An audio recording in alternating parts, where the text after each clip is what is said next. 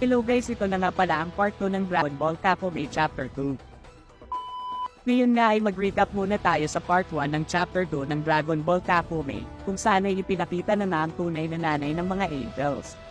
Walang iba kundi si Grand Priestess.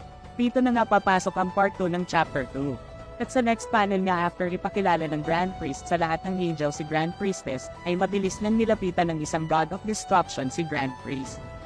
Balak na ng mga ito na baguhin ang balance ng multiverse sa pamamagitan ng paghubos sa lahat ng mabubuting angels. Sa moment na nga na ito ay nagkaroon ng komprontahan sa pagitan ni Grand Priest at sa isang God of Destruction. Sobrang bilis na paglapit niya ang ginawa ng lahat ng God of Destruction dito kay Grand Priest. Ang isang angel nga dito ay nagulat pero sinabihan niya siya ni Grand Priest na kumalma lang muna. At sa moment na ito ay talagang komprontahan ang nangyari sa pagitan ng Grand Priest at sa lahat ng God of Destruction ng mga universe na na-restore.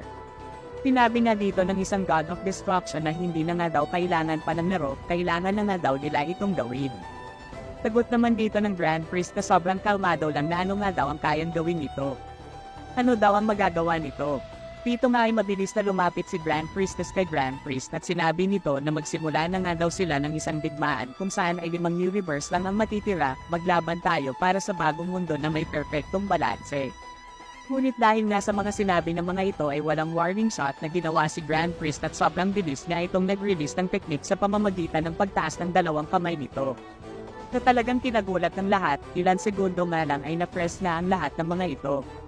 Pero si Grand Priest na ay nakaramdam ng sobrang panghihina. Agad naman itong kinumusta ng angel kung okay lang daw ba ito, sagot niya dito ni Grand Priest na okay lang daw siya. Nagtanong nga din dito ang mga angels kung ano nga daw ang ginawa ng kanilang ama sa mga yon. Sagot dito ni Grand Priest na ni-freeze nga daw niya ang mga yan at maya-maya lang ay kailangan na nga daw itong mateleport sa Universe Zero. Ang ginawa nga dito ni Grand Priest ay nisil nga niya muna ang mga ito at ang duration nga lang nito ay halos 2 years lang. Salita nga dito si Whis at sinabi nga nito na tulungan nga daw siya nitong si Kupitel para nga daw puntahan ang mga Supreme kay kasama si Kibito, kahit nga daw 13 lang ang mga ito ay magiging sapat na nga ang mga ito. Sa next panel nga ay ating makikita ang lahat ng Supreme Kais ng bawat universe para magsagawa ng isang importanteng meeting. Sinabi nga dito ni Kupitel na siguro nga daw nasabi na ni Whis ang mga kailangan malaman ng mga ito nga yun about sa mga universe na na-restore dahil sa kahilingan ni Android 17, kaya ngayon ay kailangan magtulungan ng 13 universe para matalo ang mga masasamang angels at God of Destruction na yun. Nilawin ko lang guys, ang 13 universe nga na sinasabi dito ay ito nga yun mga universe na naglaban-laban sa Tournament of Powers. Balik tayo sa topic. Bibigyan nga daw sila dito ng 2 taon para maghanda sa magaganap na war. Salita naman dito ang isang Supreme Kai at sinabi nito na hindi nga daw ito magiging madali, pero bagay 13 naman daw silang magtutulungan ay maaari naman nilang mapagtagumpayan ito.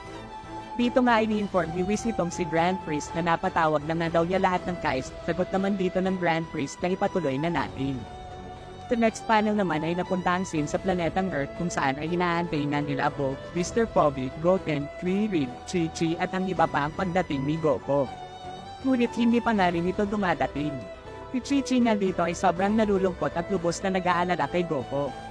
Napaiyak na nga lang ito kasi nga wala pa ang asawa niya, pero itong si Videl ay nitimport nga niya si Chi-Chi at sinabi na baka nga daw may ginagawa lang itong si Goku. Sa kabilang banda naman ay pinakita na nga itong si Gohan kung saan ay nag-aayos nga ito ng kanyang damit. At sinabi nga nito na ang ganda nga daw ng panahon ngayon. Si Gohan nga ay pumunta sa lokasyon ng kanyang ina na si Chi-Chi at tinanong na nito si Videl kung dumating na daw ba ang papa niya.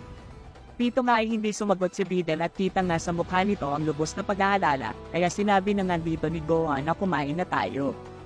Pero sa moment na ito ay may napansin na sila Gohan at Piccolo sa langit. Sa next panel naman ay ating makikita itong si Jiren na kasalukuyan nakikipaglaban sa isang halimaw. Pero after nga niya itong matalo ay may napansin nga siyang kakaiba sa langit. Sa kabilang banda naman ay napunta ang scene dito sa Universe 6 kung saan ay ating makikita itong si Heat.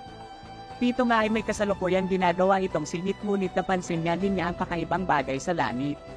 At sa next panel naman ay ating makikita si Cabo at Colotla kung saan ay nag-training na ang dalawa na ito sa pamamagitan ng workout. Dito nga ay ating makikita si Colotla na lubos na nahihirapan sa training nila.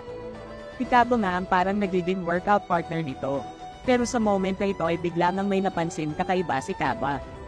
Piccolo na ay hindi pinapansin ang tinuturo ni Kappa mula sa langit. Akala kasi nito ay nagbibiro lang si Kappa, ngunit sa paglingon niya ay nagulat nga siya nang makita niya ang sobrang laking bola na nanggagaling sa langit. At bigla nang may nagsalita sa bola at sinabi nito na makinig kayong lahat, ako ito si Grand Priest ng God ng lahat ng angels. Dito nga guys ay sinasabi na ng Grand Priest ng kalagayan nilang lahat. About nga ito sa mga angels at God of Destruction ng mga planetang na-restore, masasama nga daw ang mga ito at itong mga gods na ito ay mga rebelde sa kanya. Dagdag pa dito ng Grand Priest na ni Priest nga daw niya muna ang mga ito ng 2 taon sa kadahilanan na maaari nga daw silang mapahamak sa mga yon. Nandito daw siya para sabihan lahat ng mga mortal na maghanda sa paparating na matinding digmaan sa pagitan ng mga gods na rebelde na yon. Lahat kayo ay kailangan magkaisa para lumaban sa mga gods na yon. Dito nga ay nakikinig ang bawat universe sa iba't ibang pagitan ng multiverse. Lahat nga sila ay kailangan magtulungan dito guys, kasi nga sobrang malalakas na ang gods na yon. At dito na natapos ang chapter na ito. Sa tingin nyo ano kaya ang mangyayari? Magagawa kaya ng lahat ng universe na manalo sa pagitan ng mga malalakas na gods na yon? Or matatalo lang sila? Makikita na ba natin ang totoong lakas na meron ng Grand Priest? Sa tingin nyo guys, comment your thought. Bago matapos ang video natin ay mag-like na kayo, 700 likes guys gagawan ko na agad dito ng chapter 3. And salamat nga pala sa mga solid na supporters natin dyan, mabuhay kayo.